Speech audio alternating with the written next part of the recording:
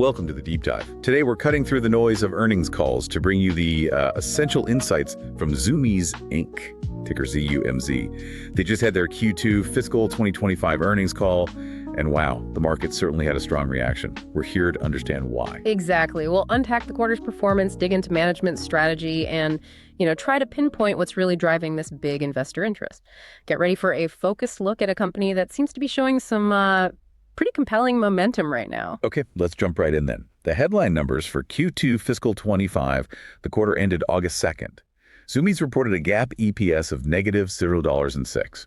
Now that sounds bad, but surprisingly, it comfortably beat the consensus estimates by 5 cents. Right, and revenue came in at $214.3 million. That's up 1.9% year over year, and also beat expectations. So yeah, a beat on both top and bottom lines. Okay, so beats are good, but it's really catching the eye here. Well, I think what's particularly striking and probably fueling a lot of this positive feeling is the comparable sales growth. They reported a 2.5% increase overall. That's their fifth consecutive quarter of positive comps. Fifth quarter, wow. Yeah, and if you break it down, North America really led the charge, a robust 4.2% increase there. That's its sixth straight quarter of growth. 6 quarters in North America, that's consistency. It is, and this operational strength, it flowed through to the margins. Gross margin expanded by 130 basis points, so 1.3 percentage points up to 35.5%. That's a pretty clear sign of better efficiency. And maybe even more importantly, the operating margin actually turned positive, 0.1% compared to a loss a year ago. That flip from loss to profit, even a small one, that's a powerful signal. And you mentioned the market reaction shares jumped significantly in after-hours trading right after the call. Yeah, they did. It really suggests investors are latching onto these positive trends, maybe seeing it as a real inflection point. Seems like it. Okay, so a strong Q2. But let's unpack how Zumiez pulled this off. What were the real drivers behind these numbers? Was it just things getting better out there or specific things they did? Yeah, it's definitely more than just the environment. It's about the underlying drivers of that performance. Take the gross margin improvement, for instance. Management broke it down pretty clearly. About 60 basis points came from better product margin, basically selling stuff for more profit. Okay. And another 60 basis points came from leveraging store occupancy costs. Now, this is key. It's partly because they've been strategically closing some underperforming stores. So getting more sales out of the remaining better stores. Exactly. Getting more efficient with their footprint. And inventory management looked pretty solid, too. Levels were actually down 0.6% year over year to about $157.7 million. That shows good discipline, especially right now. That is pretty disciplined. Okay, so the top line comps were positive. What was driving that? More people coming in or people just spending more when they did? Good question. For Q2 specifically, the consolidated comp increase was mostly driven by higher dollars per transaction. So bigger basket sizes? Essentially, yeah. Customers were spending more per visit. This came mainly from an increase in average unit retail, or AUR, the average price of the item sold. That was a mix of things. Strategic price increases, especially on their own private label stuff. Right. And also a positive mix shift, selling more of the higher-priced apparel, less of the lower-priced accessories, and they mentioned less promoting, some bundling too. Okay, and you mentioned private label. That seems really interesting. Management highlighted that as a big contributor, right? Yeah. To sales and margins. Absolutely, and it's clearly a critical strategic pillar for them now. Private label penetration hit a historical high, 30% of total sales year to date.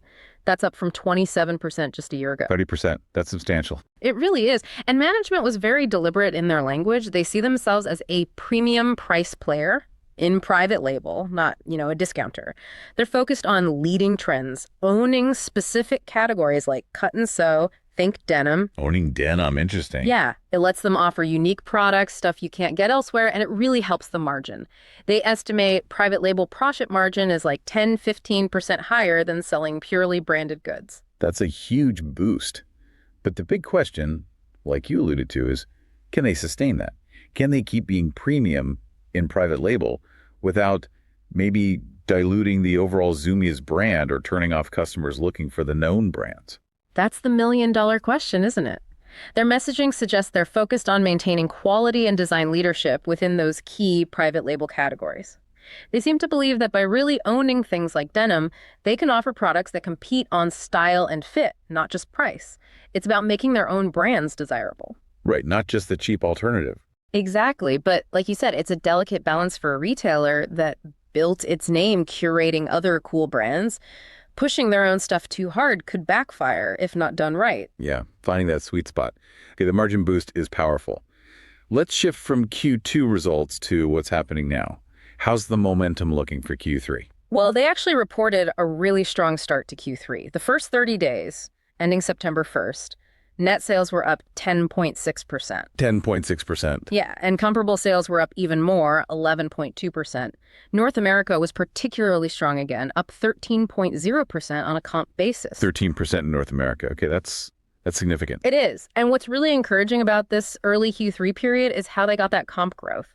It was driven by increases in both dollars per transaction and the number of transactions. So traffic is back too. Exactly. It looks like genuine higher customer traffic during that peak back to school season alongside the higher spending per visit. Double-digit growth, traffic returning. That sounds like a real turning point. But what does their actual Q3 guidance say?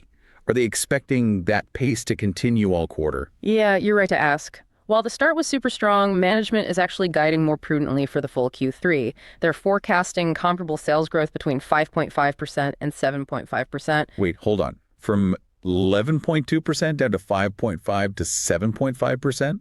That implies a big slowdown for the rest of the quarter. It does. They explicitly said it implies a much lower comp level in the low single digits for the rest of Q3.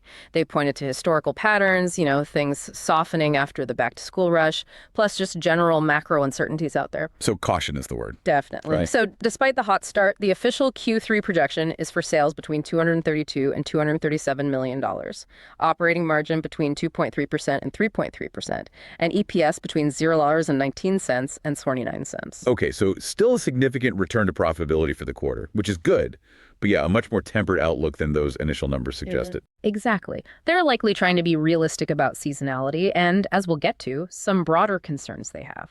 Don't want to overpromise. Understood. Makes sense.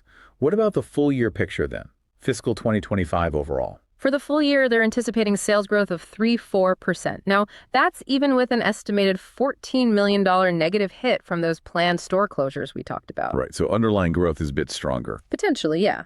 They expect modest year-over-year growth in product margins, building on those Q2 improvements. And they aim to keep SG&A, cost selling, general admin, pretty flat as a percentage of sales.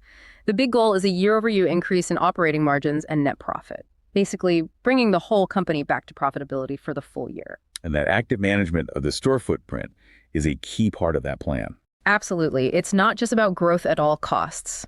They plan to open only about 6 new stores this year, 5 in North America, 1 in Australia. But they're strategically closing around 20, mostly later in the year.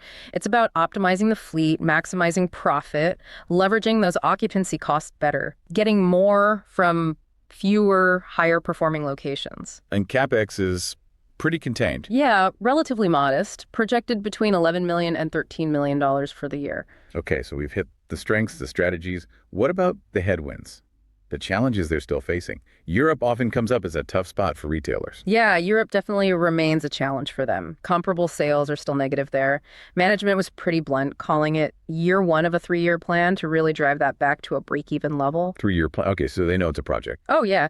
They mentioned headwinds like tough economic conditions, particularly in Germany, geopolitical stuff hitting consumer confidence, and also just needing better execution themselves, getting the right differentiated trend-leading products in those specific markets. It does raise the question, how much of their long-term potential really relies on fixing Europe? It sounds like a significant drag right now. It absolutely is a drag. But the flip side is, if they can turn it around over those 3 years, the leverage could be huge. Going from a loss maker to even break even would be a big boost to overall profits. So the commitment seems to be there for now, despite the challenges. Based on that 3-year language, yes. They seem invested in figuring out the right formula for assortment, store experience, marketing over there. Divestment feels like a last resort based on the call. Got it. What about specific product categories? Skate, footwear. Those areas can swing wildly with trends. They can. And it's a mixed bag right now. Skate hard goods, surprisingly, turned positive recently. Management sounded encouraged, hoping they've found the bottom of the skate cycle. Cautious optimism there. Very cautious, especially heading into fall and winter. Footwear, though, is a different story. Management said it continues to be a very challenging category overall, with several key brands underperforming, so no uniform recovery across all products. Okay. And stepping back against just the broader economy, management mentioned uncertainties. They did, repeatedly. Potential tariffs were flagged specifically, along with just general consumer uncertainty. These were cited as reasons for that prudent and near-term conservatism in their outlook, even with the good domestic momentum. Tariffs. Yeah, that's a wild card. Definitely. They called it a real wild card for pricing and demand. Adds unpredictability they can't easily control. Okay, so connecting the dots here. Management sounds somewhat cautious on macro stuff, tariffs. Europe is tough. Yet the market reacted super enthusiastically after the call. Why the big rally then? What are investors focusing on? It really seems like investors are latching on to the tangible signs of operational momentum. Those double-digit Q3 to date comps, that clear path back to profitability shown in the Q3 guidance. Those are concrete positives. So ignoring the warnings, basically. Or at least heavily overweighting the current performance. It looks like the market is really buying into the North American sales recovery story and the operational improvements, the margin gains, the inventory control. They're looking past or maybe discounting those broader macro uncertainties management felt obligated to highlight. Right. Prioritizing the here and now performance over future, maybe uncertain risks. Seems to be the case here. Classic market behavior sometimes. So how does Zumiez stack up against its peers now with this recent performance and rally? Well, in the very near term, the last 3 months, Zumiez has actually significantly outperformed the broader retail ETFs like XRT and the consumer discretionary ones like XLY. Okay, so a clear outperformer recently. Yeah, this strong after-hours rally suggests a real reevaluation is happening. But it's important context to remember they had lagged pretty significantly over the past year. So this recent prop is kind of a catch-up move, a much-needed shift for investors who held on. Got it. So for listeners following Zumiez, what are the key things to watch for next? What are the catalysts or data points? Okay, several things. Keep an eye on their monthly sales updates. Those give you a quicker pulse on trends than waiting for quarterly reports. Right. Obviously, any real news or developments on tariffs could be significant, given how management flagged it. Then holiday season performance. How well do they sell through inventory versus their plan? Crucial period. Always. Also, continued progress on store optimization, closing those underperformers. And naturally, the next big update is the Q3 earnings call, likely sometime in December. And don't forget the balance sheet. Over $106 million in cash, no debt, and they're still buying back shares. That financial strength provides a solid foundation and supports investor confidence, especially if things get choppy. Okay, solid foundation, clear momentum, but some lingering questions. Let's shift gears now. This is the part where we put on our investment committee hats, just brainstorming some potential thought experiments based on everything we've heard. And let's be crystal clear. Yep. This is absolutely not financial advice, just kicking around some ideas. Got it. Purely hypothetical. Okay, so let's assume the market keeps rewarding these signs of an inflection point at Zumiez. The strength in North America, the margin help from private label, the cost discipline. Maybe there's still upside as the stock gets re-rated closer to historical levels. Okay, lay it on us. What's your first pitch? Your outrageous but plausible idea. All right, first idea. A momentum igniter bull call spread. So for folks less familiar, this is an options play. If you're moderately bullish, think the stock will go up, but maybe within a certain range. And you want to limit your risk. Okay, how does it work here? You'd buy the ZUMZ December $22.50 calls, but at the same time, sell the December $27 after hours. The stock's already pushing the low $20 after hours. The thinking is, if those North American comps stay strong, even if they settle into mid-single digits after back to school, like the guidance implies, this structure gives you defined risk, but still decent upside potential. So betting on that near-term trajectory, kind of front-running potential analyst upgrades if Q3 lands well. Exactly. Leveraging that immediate momentum we're seeing. I like it. Defined risk, clear catalyst. What else you got? Something maybe a bit more audacious, longer term, perhaps? Okay, for a more audacious, definitely longer term play, how about long-dated out-of-the-money calls focused on the Europe turnaround? Ooh, okay. Explain that. We're talking options way out in the future, maybe January 2027 expiration. Yeah. And strike prices significantly above where the stock is now, say, $35 or even $40 calls. Wow, okay. That's ambitious. It is. But remember, management explicitly said, year one of a 3-year plan for Europe. They know the problems. Macro, assortments, store experience. If, and it's a big if the German economy recovers a bit, if their new strategies for product differentiation and store experience gain traction, the leverage from Europe going from a drag to even just break even could be huge. Because the market is pricing in basically zero contribution from Europe now. Precisely. It's a drag. If it flips positive, that's pure operating income upside that's absolutely not reflected in today's price. So these long-dated calls are a relatively cheap way to buy optionality on that European turnaround potential, which, if it happens, could send the stock way higher than current projections. A bold bet on a multi-year turnaround. Interesting. All right, that's a wrap on our deep dive into the Zumiez Q2 FY25 earnings call. We've definitely seen a company showing strong comp growth, especially in North America.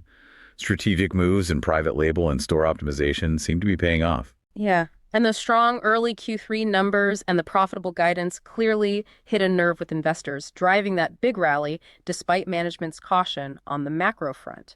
It really highlights the focus on the operational recovery story right now. This look at the numbers and strategy gives us, and hopefully you, plenty to think about as Zumiez pushes for a sustained return to higher profitability. Absolutely. And just one more reminder. The insights and ideas shared today are for informational purposes only. Please don't take them as financial advice. Always do your own homework, your own due diligence before making any investment decisions. Thanks for tuning in to the deep dive. What aspect of Zumiez's strategy, the private label push, the store optimization, the Europe plan, what do you think is most critical for their long-term success? We'd love to hear your thoughts.